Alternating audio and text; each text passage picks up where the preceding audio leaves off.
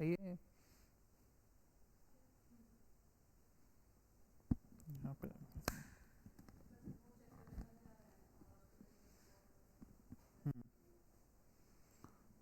So we have tug of war, means की transparency and secrecy की बात होती है कि कहाँ पे हमें ट्रांसपेरेंट रहना है। ट्रांसपेरेंट मतलब कि इंफॉर्मेशन प्रोवाइड करनी चाहिए, और कहाँ पे नहीं करनी चाहिए सीक्रेसी। ठीक है ना। तो एक ऑफिशियल सीक्रेट्स एक्ट था 1923 में। ठीक है ना। तो वो एक तो वेग है, मतलब वेग मतलब कोई डिफाइंड नहीं है बहुत तरीके से। ठीक है। एंड यूज्ड अगेंस्ट, अभी रिसेंटली यूज हुआ है, जर्नलिस्ट थे, ठीक है ना, Iftikhar Gilani, for open information. तो उन्होंने कुछ इंफॉर्मेशन दे दी थी, ठीक है ना, कुछ सीक्रेट इंफॉर्मेशन थी, जो कॉन्फिडेंशियल इंफॉर्मेशन थी, जो उन्होंने दी थी जर्नलिस्ट ने। उसके लिए क्या हुआ कि आपका क्या हुआ, ऑफिशियल सीक्रेट एक्ट को इन्वोक कर दिया और उन्हें अरेस्ट कर लिया गया था। ठीक है, इफ्तिकार गिलानी को। ठीक है। ट्रांसपेरेंसी क्या होती है कि हमें इंपॉर्टेंट है कि हमें ट्रांसपेरेंसी का मतलब है सारी चीज़ें जो गवर्नमेंट में हो रही हैं वो हमें भी पता चले, कि भाई क्या क्या गवर्नमेंट क्या कर रही है, वो सारी चीज़ें हमें आइडिया लगे।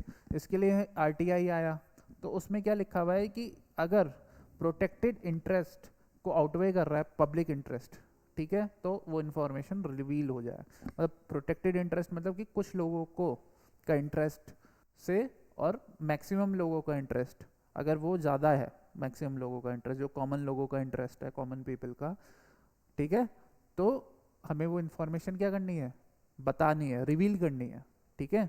उसे आप छुपा नहीं सकते उस इन्फॉर्मेशन को। तो ये हमेशा याद रखना कि public interest outweighs protected interest है, तो ऑफिशियल सीक्रेट एक्ट क्या होगा, वहाँ पे नहीं लागू होगा। ठीक है ना, it is null there, you have to remember this point.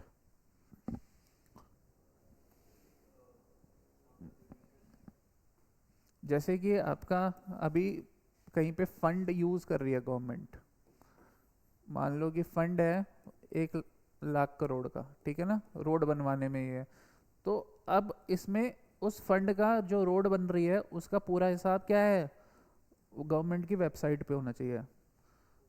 ये नहीं कि आप सोचो कि नहीं ये तो आपके मतलब कि गवर्नमेंट की कॉन्फिडेंशियल वो है, रिपोर्ट्स हैं, और जो भी ऑडिटिंग हुई है वो सारा क्या होना चाहिए, एक पब्लिक उसमें भी होना चाहिए, डोमेन में भी होनी चाहिए वो इन्फॉर्मेशन। क्योंकि ये किस लिए इंपॉर्टेंट है, पब्लिक इंटरेस्ट के लिए इंपॉर्टेंट है, पब्लिक के लिए इंपॉर्टेंट है उन चीज़ों को जानना, कि भाई आपने कितना पैसा कहाँ खर्च किया है। ठीक है। फिर है कि एथिकल डिलेमास होते हैं, उन्हें रिजॉल्व कैसे किया जाता है।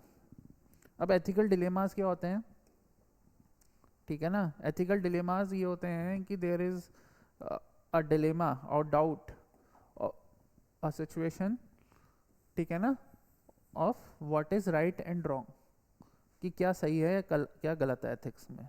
ठीक है ना।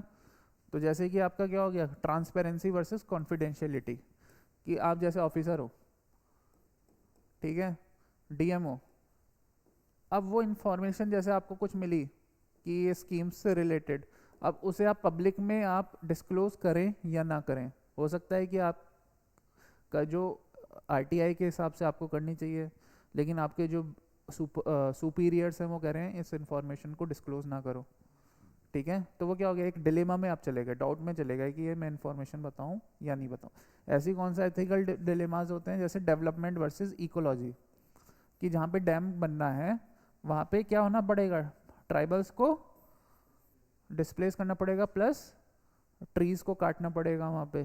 ठीक है ना, कटिंग ऑफ ट्रीज। तो क्या है, एक डिलेमा में है कि डेवलपमेंट भी चाहिए, डैम भी चाहिए, रोड्स भी चाहिए, और हमें यह भी नहीं करना कि जो हमारे ट्राइबल्स हैं वो डिस्प्लेस हों।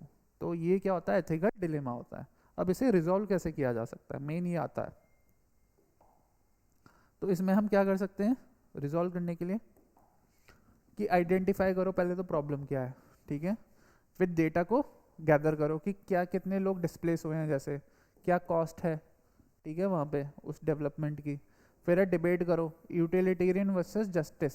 यूटिलिटेरियन मतलब कि वही वाला जो मैक्सिमम नंबर ऑफ पीपल को बेनिफिट मिले, और जस्टिस का मतलब क्या है, लोगों को जस्टिस मिले, जो ट्राइबल्स को, ठीक है ना, जो डिस्प्लेस हो रहे हैं। ठीक है ना। तो उसमें किसको फ़ायदा है ये देखना चाहिए। फिर रेफर टू लीगल मैकेनिज्म्स, कि लीगली लॉ क्या कहता है। ठीक है। फिर है राइट प्रोज एंड कॉन्स, की हर चीज़ के बेनिफिट्स और जो भी डिसबेनिफिट्स हैं, डिसएडवांटेजेस हैं, वो आपको पता होने चाहिए, ठीक है। और उसके बाद आपका,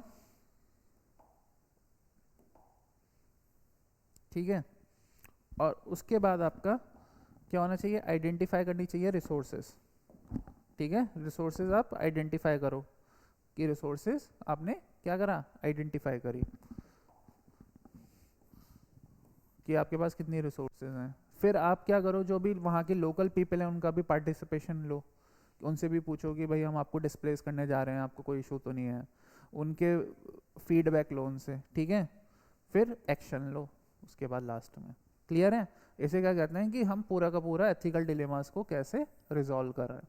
ये पॉइंट्स होते हैं एथिकल डिलेमास को रिजॉल्व करने के लिए, बहुत इंपॉर्टेंट है। जब भी कोई क्वेश्चन आता है एथिकल डिलेमा का, आप ये लिख सकते हो उसमें, ठीक है। फिर पिलर्स ऑफ पब्लिक सर्विसेज क्या हैं, कि कौन कौन सी चीज़ें इंपॉर्टेंट हैं। जब आप, जैसे आप डीएम बन गए, तो अब आपका क्या है, क्या आपको करना चाहिए पब्लिक सर्विस के लिए, ठीक है ना। तो क्या, इम्पार्शियलिटी, ठीक है ना, आपको इम्पार्शियल रहना है। इम्पार्शियल मतलब कि आप जो भी चीज़, एक्शन जो होंगे आपके, वो विदाउट एनी किसी बायसनेस के हों, ठीक है ना। Sorry, Ravindra Patil, IAS, counselling malnutrition victims without bias. तो जो भी माल न्यूट्रिशन के विक्टिम्स थे, ठीक है ना, जो मतलब कि भूखमरी से जो भी लोग थे जिन्हें पीड़ित थे भूखमरी से, उन लोगों की क्या की काउंसलिंग की रविंद्र पाटिल ने, ठीक है। ये आप लिख सकते हैं, ठीक है, इम्पार्शियल वे में। फिर और क्या है, सिटीजन सेंट्रिसिटी, कि citizen should be the at the centre of the public service. जब आप पब्लिक सर्विस दे रहे हो किसी को, तो सिटीजन को आपको सेंटर पे रखना है, उनके लिए आप सारा काम कर रहे हो सिटीजन के लिए। जैसे कि प्रगति प्लेटफॉर्म है फॉर ग्रीवेंस रिड्रेसल, कि जो ग्रीवेंस का मतलब होता है जो भी शिकायतें होती हैं उनका रिड्रेसल आपको करना है, तो प्रगति प्लेटफॉर्म है। प्रगति क्या होता है, प्रोएक्टिव गवर्नेंस, ठीक है ना, एंड टेक्नोलॉजी इम्प्लीमेंटेशन, ठीक है। प्रगति प्लेटफॉर्म, ठीक है ना, गवर्नेंस को इंक्रीज कर रहा है प्रगति प्लेटफॉर्म जो है, ठीक है। फिर अकाउंटेबिलिटी, अकाउंटेबिलिटी कैसे एनहांस हो सकती है, जैसे इसका एग्जांपल है पब्लिक फाइनेंशियल मैनेजमेंट सिस्टम। तो ये क्या कर रहा है, जो भी फाइनेंसेस हैं गवर्नमेंट के, ठीक है, गवर्नमेंट के जो फाइनेंसेस हैं वो बता रहा है कि ये फाइनेंसेस हैं, ठीक है, मतलब बता रहा है मतलब कि डिस्क्लोज कर रहा है, उसे एक मैनेजमेंट है पूरा का पूरा, जो आपके गवर्नमेंट को भी पता चल रहा है, और आपका जो लोअर लेवल पे ब्यूरोक्रेसी है, तो वो क्या हो रहा है, डिस्क्लोज हो रहे हैं उन सब चीज़ों की इंफॉर्मेशन, ठीक है ना। पब्लिक फाइनेंस जो भी, जैसे रोड्स बन रही हैं या कंस्ट्रक्शन हो रहा है, कुछ भी हो रहा है, तो जितना पब्लिक मतलब कि को पता चल रहा है कि क्या फाइनेंसेस आपके मैनेज हो रहे हैं, ठीक है ना, कितना यूज़ हो रहा है, एक्सपेंडिचर क्या हो रहा है, रेवेन्यू कितना हुआ, वो सारी चीज़ें।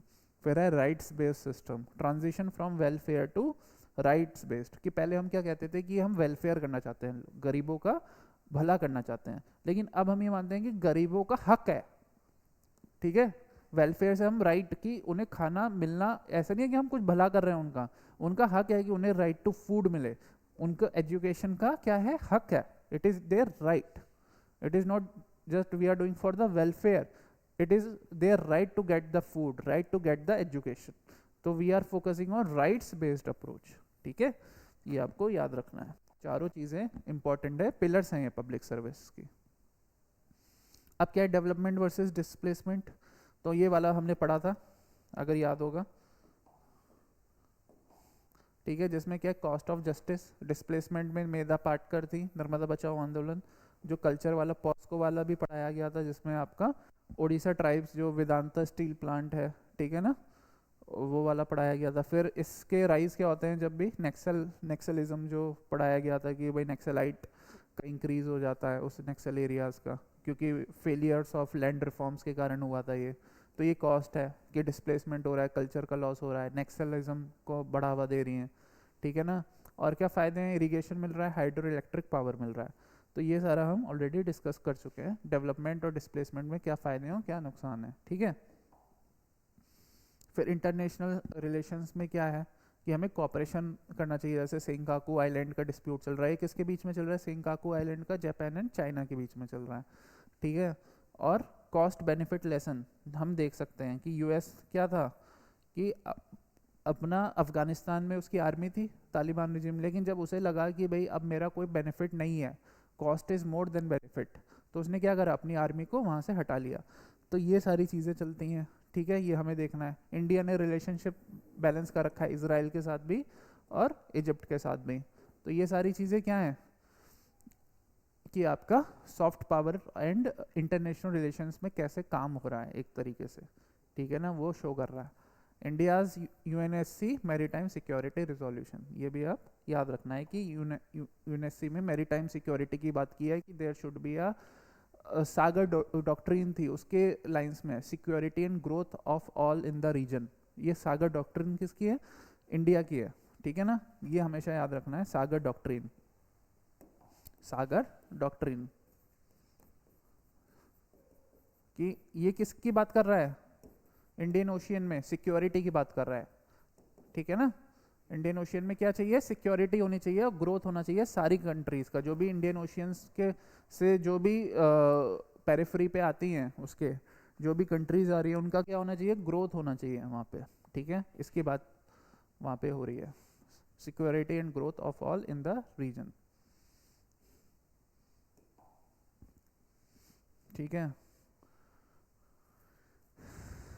फिर अब आ जाए रिफ्यूजीज़ में क्या इश्यूज हैं कि भाई आपके हैं जस्टिस वर्सेस सॉवरेनिटी, कि भाई अगर आप जैसे बांग्लादेश में रिफ्यूजीज क्राइसिस हुए, जैसे बांग्लादेश में क्या हुआ था अभी, वहाँ पे राइट्स हो गए थे बांग्लादेश में, उससे पहले म्यांमार में भी रोहिंग्यास का रिफ्यूजीज का चल रहा था, जहाँ पे उनके लिए परसिक्यूशन हो रहा था रोहिंग्यास का म्यांमार्स में।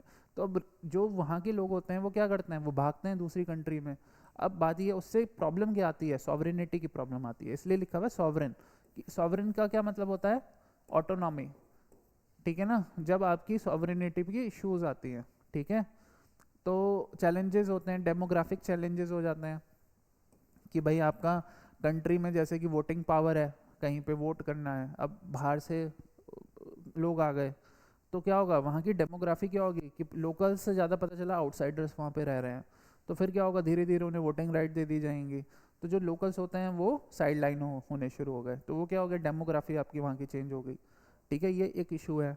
फिर लोकल लाइवलीहुड इम्पैक्ट होता है, ठीक है ना, जैसे बांग्लादेश से माइग्रेंट्स आ गए, भाई आप यहाँ पे रह रहे हैं, मान लो तुम एक सोसाइटी में रह रहे हो, वहाँ पे एक लोग रह रहे हैं अभी सब, ठीक है, अब वहाँ पे पता चला एकदम से बाहर से लोग आ गए, आसपास के लोग तुम्हारी सोसाइटी में, अब उससे क्या होगा, तुम्हारे लाइवलीहुड तुम्हारे लाइफस्टाइल पे फोकस पड़ेगा ना, अननेसेसरी स्ट्रेन पड़ेगा, रिसोर्सेज तो उतनी है, ठीक है, स्ट्रेन और लोग ज़्यादा हो गए पॉपुलेशन, तो रिसोर्सेज पे स्ट्रेन पड़ रहा है, तो लाइवलीहुड पे इम्पैक्ट पड़ना शुरू हो जाएगा, ठीक है ना। वायलेशन ऑफ जस्टिस, तो क्या हो रहा है, ये वायलेशन ऑफ जस्टिस भी इसका इशू है। जैसे रोहिंग्यास में क्या हुआ, रोहिंग्यास कहाँ के थे, मैंने बताया था म्यांमार के थे, वहाँ पे क्या हुआ, उनके साथ परसिक्यूशन हुआ, वो वहाँ से मूव आउट किए, तो वो क्या हुआ, रिफ्यूजी क्राइसिस क्या है कि अगर हम उन्हें जगह नहीं देंगे अपनी जगह, अगर हम मान लो इंडिया में अलाउ नहीं करेंगे रोहिंग्यास को, ठीक है, तो क्या होगा, it is also violation of justice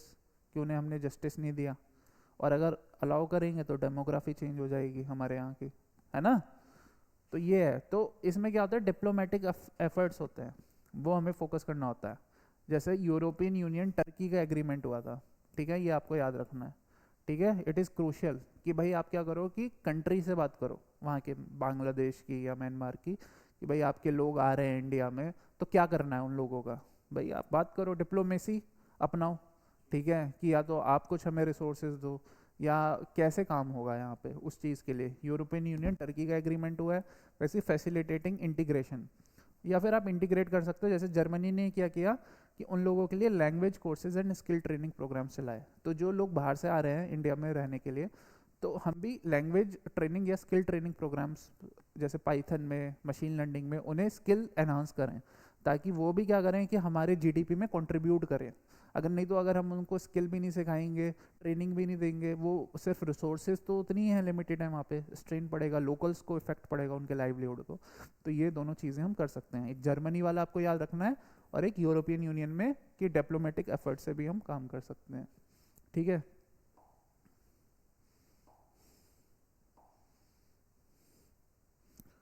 एक बहुत अच्छा कोट है, no one puts their children in boats unless water is safer than land. कि भाई आप ये मत सोचो जो रिफ्यूजीज हैं वो अलग हैं मतलब आपसे। भाई बात ये है कि वो लोग अगर अपने बच्चों को बोट्स में क्या कहते हैं कि भेज रहे हैं और दूसरी जगह भेज रहे हैं, एक जगह से वो क्यों भेज रहे हैं, क्योंकि उन्हें लगता है कि हमारे जो लैंड है जहाँ पे वो रह रहे हैं वो सेफर नहीं है, इसलिए वो भेज रहे हैं।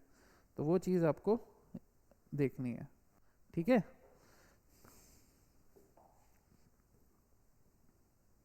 अब है सोशल हार्मनी के क्या क्या थ्रेड्स हैं, ठीक है। तो हमने ये पढ़ा है कि सोशल हार्मनी हेट्रेड में क्या है, रूट कॉज क्या है, नैरो व्यूज़। कि भाई एक आपका जो व्यू है वो एक ट्रेडिशनल व्यू ही है, रिजिडिटी है उसमें, फ्लेक्सिबिलिटी नहीं है। फंडामेंटलिस्ट इंटॉलरेंस, फंडामेंटलिज्म मैंने पढ़ाया था, ठीक है ना, जो प्योरिटी ऑफ द रिलीजन की बात करते हैं। कम्युनलिज्म एंड फंडामेंटलिज्म पढ़ा था हमने, उसमें हमने पढ़ा था कि जो प्योरिटी की बात करते हैं, ठीक है ना, focus on their community only, कि वो मानते हैं कि प्योरिटी हो, फोकस ऑन ट्रेडिशनल बिलीफ्स, वो हो गया फंडामेंटलिस्ट।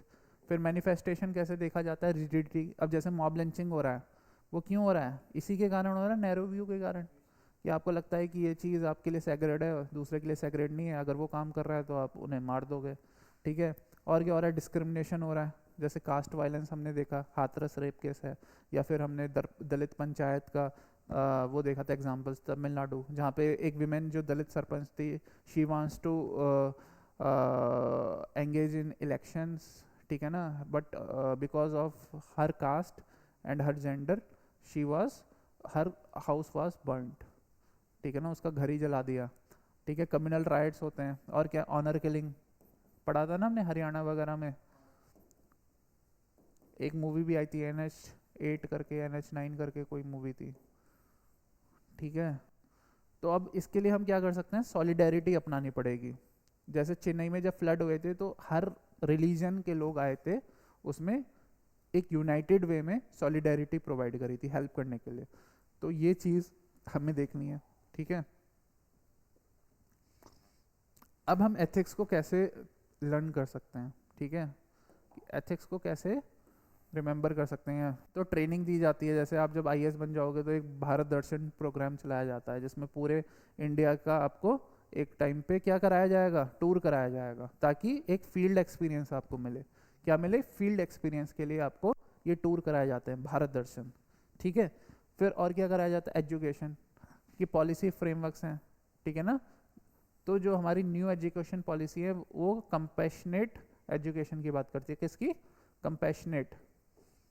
तो वो किस पे है, वैल्यू बेस्ड एजुकेशन, कि आपके वैल्यूज पे फोकस करती है जो न्यू एजुकेशन पॉलिसी आपकी बनाई गई है, कि आपके अंदर इंटीग्रिटी, ऑनेस्टी भी डेवलप की जाए। ऐसा नहीं है कि बस आपको एक कोडर बना दिया गया है, आपके अंदर एक ऑनेस्टी, ईमानदारी भी हो, ठीक है, मोरालिटी भी हो। इंट्रोस्पेक्शन, कि आप सेल्फ इंट्रोस्पेक्ट करो, जो जैसे हमने वाल्मीकि का एग्जाम्पल दिया था वो भी दे सकते हो, है ना। और क्या है, पर्सनल रिफ्लेक्शन, जैसे Alfred Nobel creating the peace prize to change his legacy from dynamite to peace. तो क्या हुआ, उन्होंने डायनामाइट का इन्वेंट किया था अल्फ्रेड नोबल ने, we no.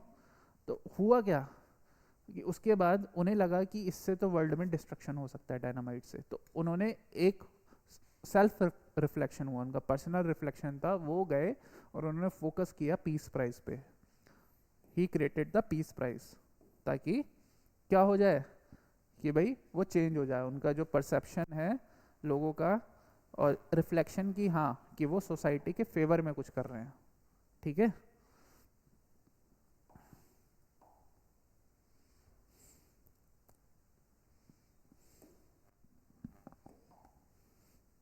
Capital plus ethics equal to sustainable growth, ठीक है ना। Transform public transport not just through engineering but through absolute integrity and strict adherence to timeliness, ठीक है ना। स्ट्रिक्ट एडेरेंस हम किस पे कर रहे हैं, टाइमलीनेस पे कर रहे हैं, ठीक है। तो ये आपको याद रखना है, सस्टेनेबल ग्रोथ क्या होता है, कैपिटल प्लस एथिक्स, कि आपने एथिक्स का भी फोकस किया और आपने किसका फोकस किया, ठीक है ना, absolute integrity, strict adherence to timeliness, okay, just give me a minute.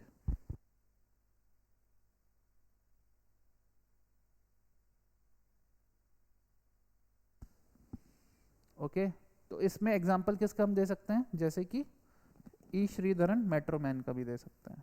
ई श्रीधरन कौन थे? ये मेट्रो मैन थे जिन्होंने जो मेट्रो डेवलप की, दिल्ली मेट्रो, उन्होंने, इनका बहुत बड़ा कंट्रीब्यूशन है उसमें। ठीक है, एक सेकेंड।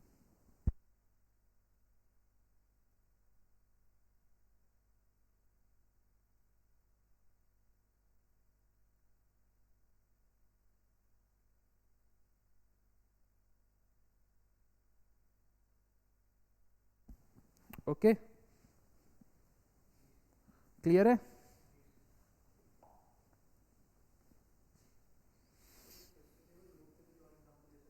सस्टेनेबल ग्रोथ का एग्जांपल सबसे अच्छा है, जैसे ऑर्गेनिक फार्मिंग हो रही है, that is a sustainable growth. जैसे कि हम खादी एंड विलेज इंडस्ट्रीज को फोकस करें।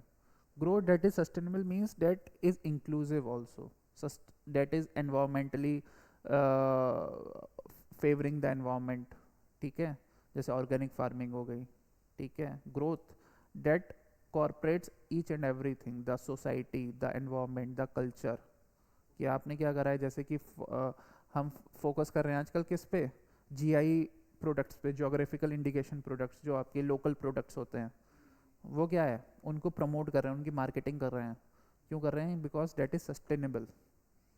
ठीक है, use of organic farming and zero budget natural farming, because it will help to boost the economy as well as the soil fertility will not decline। Capital ये है कि भाई आपकी जो चीज़ें हैं, ठीक है, वो कैसे हैं सस्टेनेबल ग्रोथ में, क्या हो गया, जैसे कि आपके पास पैसे हैं, ठीक है, आप कमा रहे हैं 10 लाख रुपए महीना, ठीक है, लेकिन एथिक्स क्या कहेगा आपको कि आप, ठीक है, तो सिर्फ आप उस पर फोकस नहीं कर रहे हैं कि उसे आप एक मल्टीपल वे में, कि आपने उस पैसे को कहाँ यूज़ किया, एनवायरमेंट के लिए यूज़ किया, आपने उस पैसे से क्या किया, एक चैरिटेबल हॉस्पिटल खोल दिया। तो वो क्या है, वो एथिक्स की बात है ना। और एक है कि वो अय्याशी कर रहा है, उड़ा रहा है इधर उधर। ठीक है, तो क्या करा, जैसे कौन थे, टाटा का आपने सुना है, Tata is very much famous, Ratan Tata was very famous कि वो बहुत ज़्यादा डोनेशन करते थे, डोनेशन करते थे ना। That is the example of capital and ethics, कि उन्होंने इंडस्ट्री भी बनाई लेकिन एथिक्स उनके बहुत स्ट्रांग थे। उन्होंने ये नहीं सोचा कि आज अगर कोविड आया तो उन्होंने, he gave a heavy fund during the Covid crisis too. ठीक है, वो क्या हो गया, कैपिटल प्लस एथिक्स। तो हमें कैपिटल पे फोकस करना है लेकिन हमें एथिक्स पे भी फोकस करना है। ठीक है, तो ये कौन थे, ई श्रीधरन मेट्रो मैन थे। उन्होंने क्या करा कि उन्हें ये था कि अगर किसी भी तरीके से इस काम को इतने टाइम में पूरा करना था, उन्हें मेट्रो बनानी थी, उन्होंने उसी टाइम के अंदर, उस टाइम लाइन के अंदर उस मेट्रो को कंप्लीट करा।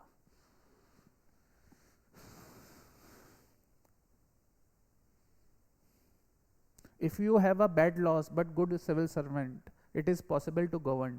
But if you have best laws, bad civil servants, it is impossible।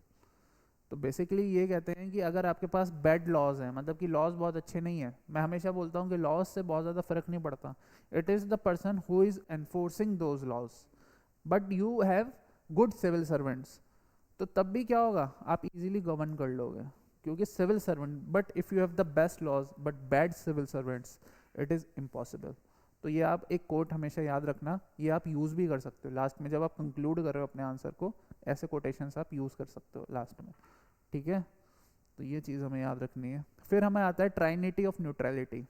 Neutrality means कि that the civil servant is neutral, okay, in approach. अब उसमें तीन चीज़ें आती हैं, non partisanship, not affiliated to any political party, impartiality, that the decisions are without any prejudice or biasness, जो भी वो actions हैं या decisions हैं उसके, उसमें कोई biasness नहीं दिख रही है।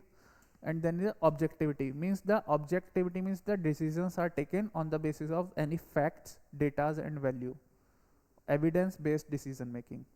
okay? कि कोई डेटा है, कोई फैक्ट है, उसके बेसिस पे आप डिसीजन ले रहे हो, आप ऐसा नहीं है कि कुछ भी डिसीजन आप ले रहे हो। तो ये क्या हो गया, तीन, थ्री ट्रिनिटी हो गया न्यूट्रलिटी के। कौन से? No, no, non-partisanship means that not affiliated to any political party. Political neutrality means political, आप किसी भी, जैसे कोई भी गवर्नमेंट आ जाए आप सेम हो सब सारे गवर्नमेंट में। ये नहीं कि आपके मतलब कि किसी के लिए आप फेवर करोगे किसी गवर्नमेंट पार्टी को। इम्पार्शलिटी मतलब कि एक्शंस जो है आपकी किसी चीज़ पे बायस्ड नहीं है, आप बायस्ड नहीं हो, समझ रहे हो? डिसीजंस आपके बायस्ड नहीं है कि भाई कोई अमीर बंदा आ गया तो उसके लिए आपने अलग उसे चाय पिला रहे हो रूम में बिठा के, ठीक है, या फिर आप डिसीजंस दे रहे हो किसी के फेवर में on the basis of their strength, status, money, ठीक है, ऐसा कुछ नहीं है। सबके लिए चाहे गरीब हो अमीर हो, आपके decisions on the basis of आपके जो भी चीज़ें हैं उस बेसिस पे आप देते हो, ठीक है ना, पार्शियल वे में। ऑब्जेक्टिविटी मतलब कि आप फैक्ट्स को ध्यान में रख के डिसीजंस देते हो, एविडेंस को ध्यान में रख कर, ये नहीं अननेसेसरी अपने हिसाब से डिसीजन दे रहे हो जो आपको सही लगता है, ऐसा कुछ नहीं करना है। आपको जो सही लगता है नहीं, जो फैक्ट है उस पर, डेटा है उस पर आपको डिसीजन देना है, that is objectivity. Officer does not favor any political party. Values flow strictly from a constitution, not a manifesto. ठीक है? Impartiality decisions based on objective criteria rather than bias or prejudice. जैसे officer थे N Ravi, effective interlocutor in northeast insurgency due to his impeccable record. तो उनका record क्या था, impartial थे वो, ऐसा नहीं था कि वो किसी के फेवर में थे किसी के उसमें थे। एन रवि एग्जाम्पल आपको याद रखना है, जिन्होंने काफ़ी हेल्प की नॉर्थ ईस्ट की इंसर्जेंसी को कर्ब करने के लिए। इंसर्जेंसी समझते हो? इंसर्जेंसी का मतलब ये हो गया कि जैसे कि कहीं पे कोई मानो कि जैसे नेक्सलिज्म होता है वैसे इंसर्जेंसी होता है। उसमें क्या होता है कि आप चाहते हैं कि जो गवर्नमेंट है उसे टॉपल करना, उसे चेंज करना वहाँ पे थ्रू वायलेंस, जो, ठीक है ना, उसे इंसर्जेंसी कहते हैं, ठीक है। ऑब्जेक्टिविटी क्या है? Scientific basis of policy formulation. Scientific basis मैंने जो बताता हूँ, the basis of facts and data. जैसे आप GST slabs determined by analysing the condition of people, not whims, ठीक है। तो एविडेंस के बेसिस पे कि भाई लोगों की कंडीशन ऐसी है, तो जो हमने जीएसटी के स्लैब्स अब चेंज करे किस हिसाब से किए? एविडेंस के हिसाब से किए। अभी जो चेंजेस आए हैं जीएसटी में, आए हैं ना, रिफॉर्म्स हुए हैं, तो वो हमने किस बेसिस पे किए? इस बेसिस पे किए हैं, ठीक है। हाँ, तो बस इसलिए वो इफेक्टिव थे वहाँ पे। क्यों थे? क्योंकि सबको लगा कि ये इम्पार्शियल है। भाई एक बंदा जो इम्पार्शियल लगता है सारी को, जो इंसर्जेंट्स है वो भी तो पीपल ही होते हैं, वो भी तो लोग होते हैं।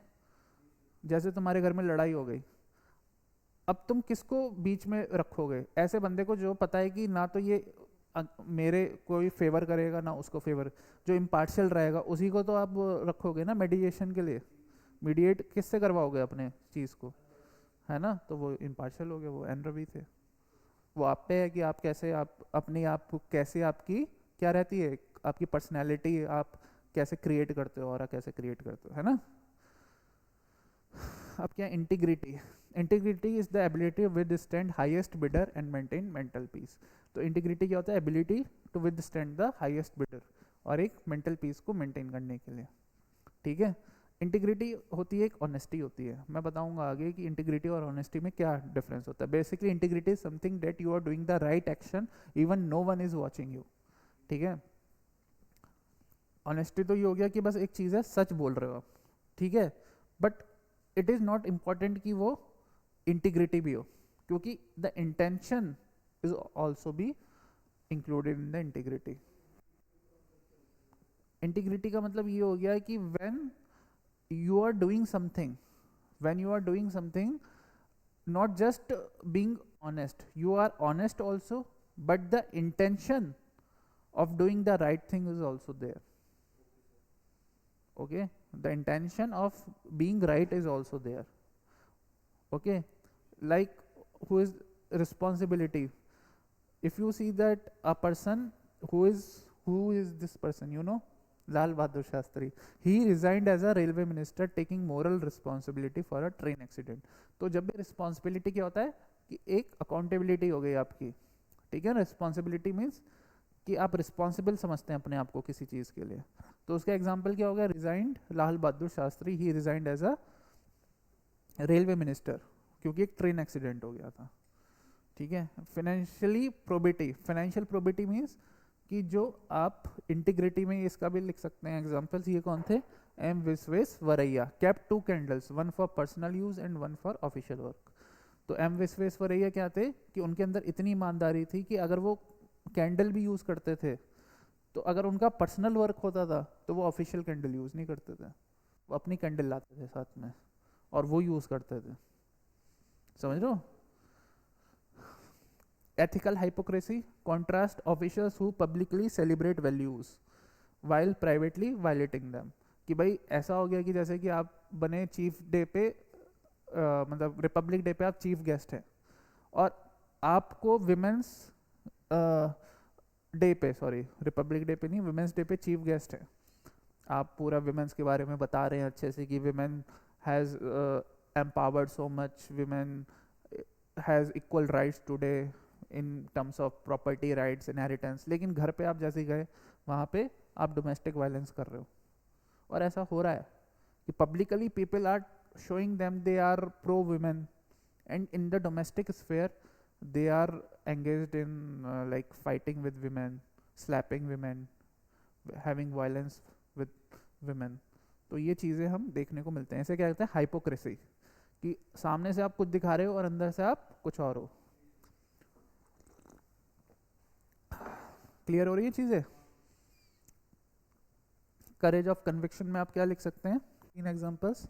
Enhancing the credibility of civil service, T N Seshan, एक second, Vinod Rai, Kiran Bedi. Okay, T N Seshan transform the election commission through sheer will and constitutional adherence. तो टीएन सेशन किस लिए थे? He was the election commissioner.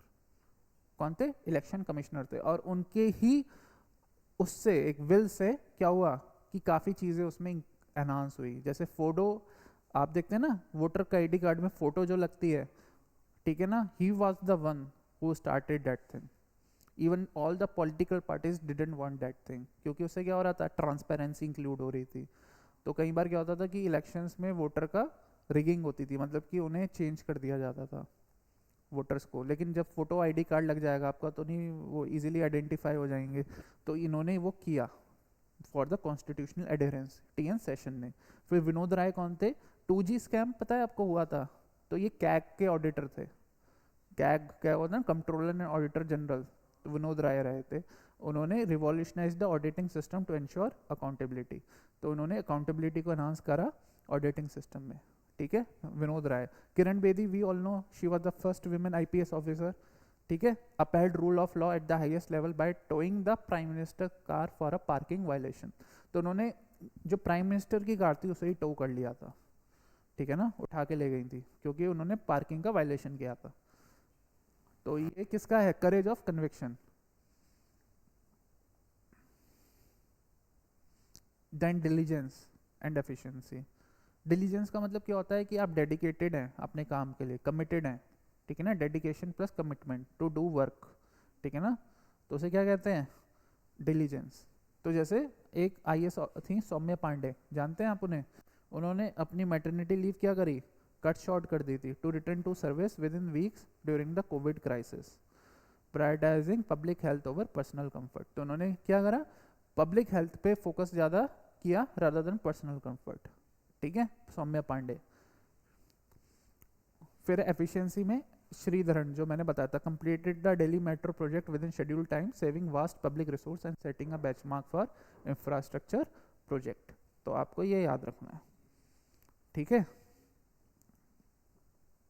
अब आता है एक सिटीजन चार्टर। सिटीजन चार्टर क्या होता है? एक डॉक्यूमेंट होता है जो गारंटी करता है कि आपको क्या क्या सर्विसेज मिलेंगी। जैसे भी आप पुलिस स्टेशन गए या फिर हॉस्पिटल गए गवर्नमेंट में या कहीं भी, तो एक सिटीजन चार्टर वहाँ पे लिखा रहता है कि आपको इतने टाइम में ये सर्विसेज मिलेंगी, क्या क्या सर्विसेज मिलेंगी, अगर नहीं मिली तो किसको आपको कंप्लेंट करना है, ठीक है। ये सारा क्या होता है? एक सेट ऑफ क्या होता है? एक डॉक्यूमेंट होता है। किसी भी ऑर्गेनाइजेशन में जाओगे तो वहाँ रखा रहता है, ठीक है। तो क्या क्या होता है? चॉइसेस, कि क्या क्या चॉइसेस हैं आपके पास सर्विसेज की for consumer transport options. Standards क्या हैं? स्टैंडर्ड मतलब कि कितने टाइम में वो सर्विस आपको डिलीवरी हो जाएगी। एक्सपेक्टेशंस क्या हैं? क्या क्या उसकी है। फिर वैल्यू, वैल्यू मीन्स कि आपको जो सर्विस मिल रही है वो क्यों मिल रही है? टैक्स पेयर के मनी के कारण मिल रही है, तो वो वैल्यू ऑफ सर्विसेज क्या क्या हो सकती हैं। तो पब्लिक सर्विस गारंटी है। क्वालिटी मतलब कि एक क्वालिटी सर्विस मिलेगी आपको, ऐसा नहीं है कि कुछ भी आपको मिल रहा है, ठीक है। ट्रांसपेरेंसी, कि जो भी सर्विस मिल रही है वो रूल्स के बेसिस पे मिलेंगी, जो भी रूल्स बनाए हैं। ऐसा नहीं है कि अननेसेसरी आपको एक्स्ट्रा पे करना है उस सर्विसेज को लेने के लिए। ठीक है, अकाउंटेबिलिटी, और जो सर्विस देगा उसकी अकाउंटेबिलिटी होगी कि वो आपको सही से सर्विस दे, वरना क्या होगा, आप कंप्लेंट कर सकते हो उसके खिलाफ। ये क्या हो गया, सिटीजन चार्टर हो गया। ठीक है, स्टैंडर्ड्स का मतलब वही है कि कितने टाइम में, जैसे कि आपको कोई पानी नहीं आ रहा आपके यहाँ, आपने फ़ोन किया कि पानी नहीं आ रहा, तो विद इन अ आवर या विद इन 2 आवर्स आपको पानी मिल जाना चाहिए। जैसे आरटीआई है तो उसमें क्या 48 आवर्स में क्या होना चाहिए, अगर कोई भी पर्सन कहीं पे डिटेंशन है उसका, तो 48 आवर्स में आपको पता हो जाना चाहिए कि वो कहाँ पे डिटेंशन हो रखा है। या 30 डेज में, वैसे बाकी इन्फॉर्मेशन के लिए 30 डेज है, तो गवर्नमेंट का वो है कि उसे बताना ही पड़ेगा 30 डेज में जो भी आपने आरटीआई से जो भी इंफॉर्मेशन मांगी है। तो वो क्या हो गया, स्टैंडर्ड सेट है कि इतने टाइम में आपको देनी ही पड़ेगी वो सर्विस। वैल्यू मीन्स कि टैक्स पेयर्स मनी, जो वैल्यू है आपकी सर्विसेज की, वो क्यों आपको वैल्यू बेस्ड सर्विस मिलनी चाहिए। तो जो आप पैसा तो आप ही देते हो ना गवर्नमेंट की मशीनरी को, तो उस बेसिस पे आपको ये सर्विसेज मिलती हैं। राइट टू इन्फॉर्मेशन वो सब जगह होता है इंफॉर्मेशन, वो तो एक एक्ट है ना, आरटीआई एक्ट। हाँ, तो आरटीआई के थ्रू आप कर सकते हो, वो मेरे पास आएगा कि भाई क्या है क्या नहीं है। हाँ, आरटीआई वो आप करोगे कि भाई इसे कहाँ फाइल करना चाहते हो, ये बिल्कुल देना पड़ता है आरटीआई पे। हम्म, आपको इन्फॉर्मेशन है ना हर चीज़ की, लेकिन वो पब्लिक इंटरेस्ट में होना चाहिए, लेकिन जो आप जानना चाह रहे हो, मतलब कि जो आप जानना चाह रहे हो कुछ, तो वो पब्लिक के इंटरेस्ट में होना चाहिए। अब ऐसा थोड़ी ना है कि कोई आपको सब कुछ ही बता देगा। वो चीज़ ऐसी होनी चाहिए जब आप कहो कि भाई ये पब्लिक, मतलब कि कॉमन पीपल के इंटरेस्ट की बात है, इसलिए मैं जानना चाह रहा हूँ। समझ में आया, it is for the interest of the public. तो फाइनेंशियल ऑडिट क्या होता है, हम सिर्फ नंबर्स पे फोकस करते हैं। और वो क्या होता है, एक सेकंड बस।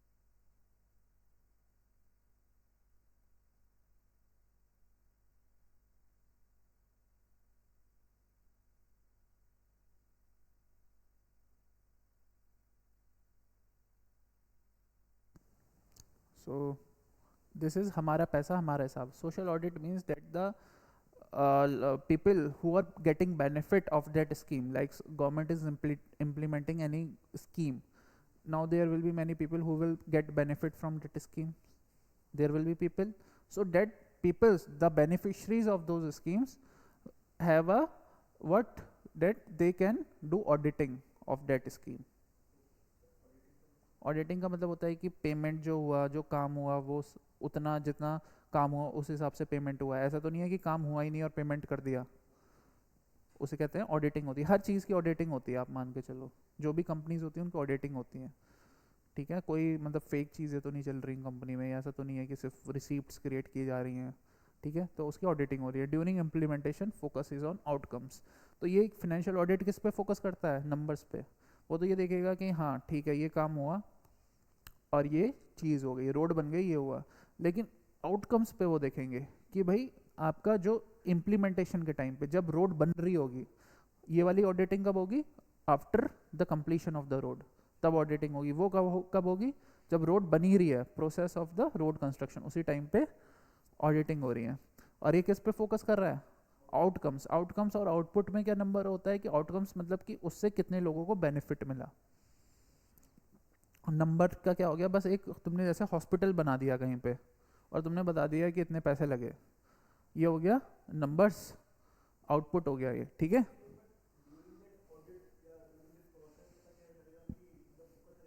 क्योंकि लोग बेनिफिशरीज हैं ना उस चीज़ के। एग्जांपल जैसे कि आप किसी भी जगह पे कुछ बन रहा है, ठीक है, जैसे एमजी नरेगा है, ठीक है, या प्रधानमंत्री आवास योजना है, PMAY, ठीक है। तो उसमें क्या होता है कि जब घर बन रहा होता है घर लोगों का, उसी टाइम पे क्या होता है कि लोग ऑडिटिंग कर सकते हैं कि इतना पैसा मिला है, इतना वो घर बनाने में यूज़ कर रहे हैं गवर्नमेंट, समझ रहे हो। अगर फाइनेंशियल ऑडिटिंग होती वो क्या था, जब घर बन जाता पूरा का पूरा तब वो ऑडिटिंग होती। इसमें क्या है कि मान लो थोड़ा सा बना, उसी पे आपका कितना पैसा यूज़ हो गया, और उस पे क्या है आउटकम्स पे भी फोकस कर रहे हैं। आउटकम का मतलब होता है कि कहाँ पे वो चीज़ बनानी है। जैसे एक हॉस्पिटल का कहाँ पे इम्पोर्टेंस है, हो सकता है कि एक पूरा का पूरा एरिया है, उसमें किसी सर्टेन रीजन में एक भी हॉस्पिटल नहीं है, वहाँ पे ज़रूरत है। ऑलरेडी कहीं और ऑलरेडी एक हॉस्पिटल है, तो वहाँ ज़रूरत नहीं है। तो वो किस पे फोकस कर रहा है, आउटकम्स पे। आउटकम्स मीन्स के कि जो बेनिफिशरीज हैं उन्हें उसका फ़ायदा भी हो रहा है या नहीं हो रहा है बनाने का उस चीज़ का। आउटपुट का क्या हो गया, सिर्फ मतलब हो गया कि नंबर पे बस वो फोकस कर रहे हैं कि हमने बना दिया। समझ रहे हो दोनों में डिफरेंस। लेकिन एक फ़ायदा भी तो होना चाहिए ना। अब मान लो जहाँ पे कोई स्कूल ही नहीं है, वहाँ पे आप स्कूल बना रहे हो तो फ़ायदा है। और जहाँ पे ऑलरेडी 2-3 स्कूल बने हुए हैं, वहाँ पे एक और स्कूल बना दो तो फ़ायदा है। वहाँ तो ऑलरेडी बच्चे पढ़ रहे हैं। That is the difference. तो वो कैसे पता चलेगा, जब वहाँ के लोग बोलेंगे ना कि भाई हमें तो यहाँ चाहिए ही नहीं, हमें तो यहाँ चाहिए। फाइनेंशियल ऑडिट जैसे कैग करता है हमारा कंट्रोलर ऑडिटर जनरल होता है विनोद राय का, जो नॉर्मली ऑडिटिंग गवर्नमेंट करती है, वो हो गया। और सोशल ऑडिटिंग जो बेनिफिशरीज करते हैं, जैसे एग्जांपल यही है, PMAY प्रधानमंत्री आवास योजना, MG नरेगा, ठीक है ना, misappropriation, mid day meal. हाँ, सोशल ऑडिटिंग हो रही है यहाँ पे तीनों, mid day meal, MG NREGA, PMAY, ठीक है। और एक एक्ट भी आया है, मेघालय सोशल ऑडिट एक्ट, ठीक है, जिसमें उन्होंने कहा है कि जितनी भी गवर्नमेंट स्कीम्स हैं उनका सोशल ऑडिटिंग होगी ही होगी। मेघालय में ये बोला गया है। अब धीरे धीरे सब जगह सोशल ऑडिटिंग काफ़ी अनाउंस हो रही है, ठीक है, क्लियर है। फिर है कि ग्रीवेंस रिड्रेसल के लिए हम क्या कर रहे हैं, मतलब कि जो भी शिकायतें हैं लोगों की उसके लिए हमने क्या बनाया है। तो उसके लिए क्या है, CP ग्राम्स हैं, ठीक है। तो इफेक्टिव ग्रीवेंस रिड्रेसल मैकेनिज्म्स, इसे क्या कहते हैं, CP ग्राम्स, ठीक है ना। ये ऑनलाइन होता है, एक पोर्टल है फॉर सिटीजन, आप कंप्लेंट कर सकते हो, ठीक है ना। ऑनलाइन पोर्टल है सिटीजन्स की कंप्लेंट के लिए, CP ग्राम्स। फिर क्या है, कर्नाटक का एक केस स्टडी है Sakala, it is a right to service act providing 108 basic services, वो भी टाइम बाउंड डिलीवरी गारंटीड, मतलब कि एक टाइम बाउंड है कि इतने टाइम में आपको वो सर्विसेज मिलेगी ही मिलेगी। That is the in Karnataka Sakala. Then third is tax filing, IT department overall simplifying process, ठीक है। तो टैक्स फाइलिंग आज क्या है, आप देखोगे धीरे धीरे क्या है, बड़ा इजी हो गया, फास्टर प्रोसेसिंग हो गया, और रिफंड्स भी बहुत इजीली आपको आजकल मिल जाते हैं। तो वो क्यों हो रहा है, क्योंकि इनकम टैक्स डिपार्टमेंट ने क्या करा है, प्रोसेस को बड़ा सिंप्लीफाई कर दिया है आज। क्लियर है। तो जितना ज़्यादा ह्यूमन का डिस्क्रिशन कम होगा, उतना ज़्यादा करप्शन क्या होगा, कम हो जाएगा। डिस्क्रिशन मतलब कि वो अपने हिसाब से काम कर पा रहा है, अगर वो चीज़ नहीं होगी तो करप्शन भी कम हो जाएगा। अब है कि हम रिसोर्सफुलनेस कैसे कर सकते हैं, कि भाई हम कम रिसोर्सेज में ज़्यादा रिसोर्सेज का यूज़ कैसे कर सकते हैं, उसे कहते हैं resourcefulness. Doing more with less, कि भाई आप ज़्यादा कर रहे हो कम रिसोर्सेज के होते हुए, जो वेस्ट है उसे किसे कन्वर्ट कर दो, वेल्थ में कन्वर्ट कर दो। जैसे कि साउथ दिल्ली में भारत दर्शन पार्क क्रिएट हुआ है from 350 million ton of scrap material, ठीक है। तो क्या हुआ है, Bharat Darshan park created from 350 million tons of scrap material south Delhi में। फिर क्राइसिस मैनेजमेंट जो हमने किया कि 48 आवर्स में कोविड टाइम पे कटनी एडमिनिस्ट्रेशन वाला है। फिर है jam Trinity, direct benefit transfer के थ्रू। जैम क्या होता है, जनधन आधार मोबाइल, ठीक है। उसमें क्या हुआ कि हमने जनधन अकाउंट को यूज़ किया प्रधानमंत्री जनधन योजना से, और फिर आधार कार्ड उसको लिंक कर दिया जो जनधन अकाउंट क्रिएट हुए, और उसमें क्या करा, मोबाइल, मतलब कि मोबाइल के थ्रू वो कर पाते हैं एक्सेस। तो जो लीकेज थी DBT में, क्या होता था, डायरेक्ट बेनिफिट ट्रांसफ़र, क्या होता है कि जो भी गवर्नमेंट की स्कीम्स होती हैं उनका पैसा आपको डायरेक्टली आपके बैंक अकाउंट में मिल जाता है। DBT का मतलब ये है, जैसे LPG सिलेंडर्स हो गया, DBT का यूज़ होता था ना, कि जो LPG का आप पूरा पैसा दो और जो भी सब्सिडी है वो आपको क्या मिलेगी, अकाउंट में वो पैसे मिल। पहले क्या होता था कि सब्सिडी कैसे मिलती थी, कि वो मतलब कि सिलेंडर ही सब्सिडाइज्ड होते थे, है ना। अब क्या हुआ है, सिलेंडर फुल रेट पे है और जो सब्सिडी है वो आपको अकाउंट में मिल जाएगी। उससे फ़ायदा क्या हुआ, अब डायरेक्टली लोगों के अकाउंट में पैसा जा रहा है। तो उससे हमें 90,000 करोड़ रुपीज़ का लीकेज जो हो रहा था वो सेव हुए हैं डीबीटी से। लीकेज मतलब कि जैसे कि जो सब्सिडाइज्ड है वो क्या है कि हर कोई यूज़ कर रहा है, कमर्शियल वाले लोग भी यूज़ कर रहे हैं सब्सिडाइज्ड सिलेंडर। सब ने क्या करा, इधर उधर से बनवा लिए, सब सब्सिडाइज सिलेंडर यूज़ कर रहे थे। ठीक है, अब क्या हुआ है कि अब सब्सिडाइज सिलेंडर किसे मिलेगा, डीबीटी के थ्रू। डीबीटी में क्या होगा, जब आप ऑलरेडी गरीब हो आपके अकाउंट में जाएगा वो पैसा। अब कमर्शियल शॉप वाला कैसे यूज़ कर सकता है ना।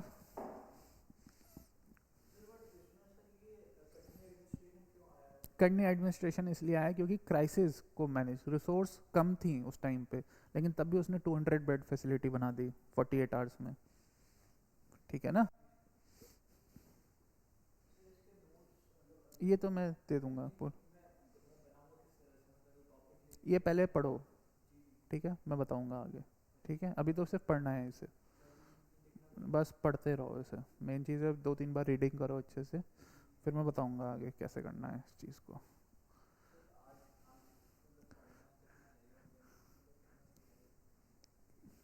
अच्छा, कितने पेज हो गए, 32 पेज हो गए। ठीक है, आज के लिए काफ़ी है वैसे। ठीक है ना। हाँ ठीक है, कल फिर इसे कंटिन्यू करेंगे। हाँ हाँ।